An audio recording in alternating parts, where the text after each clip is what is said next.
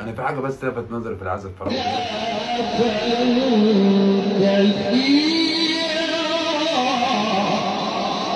طب انا عاوز اقول بالله، ده منظر شخص، يعني طفل ميت الله يرحمه، انت رايح العزا عشان تضحك وتصور،